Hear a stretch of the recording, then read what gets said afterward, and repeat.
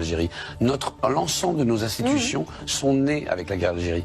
Quand vous voulez comprendre l'histoire de France de ces 60 dernières années, y compris des hommes qui l'ont et des femmes qui l'ont incarné, c'est l'Algérie, l'Algérie, l'Algérie, l'Algérie. Pourquoi vous dites ça? Sur la 5e République. Vous reprenez par exemple les candidats à l'élection présidentielle de 2017 ou 2022. Vous aviez Éric Zemmour, de rapatrié d'Algérie, Madame Le Pen, fille de tortionnaire, Mélenchon, rapatrié du Maroc, Darmanin, dont le grand-père est un héros, résistant, et Arki.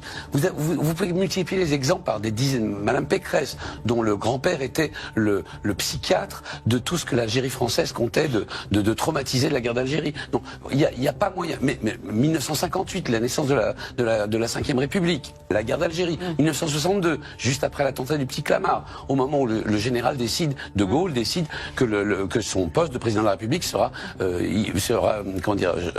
issu du suffrage universel.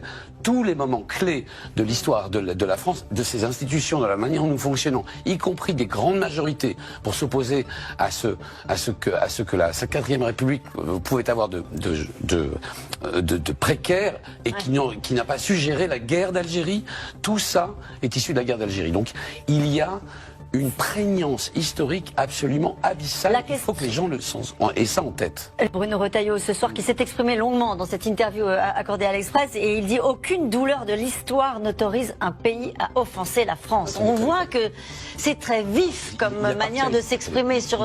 Il appartient à une tradition de la droite française qui n'a jamais pu admettre que l'Algérie ait pris son indépendance et qu'on ne lui ait pas donné.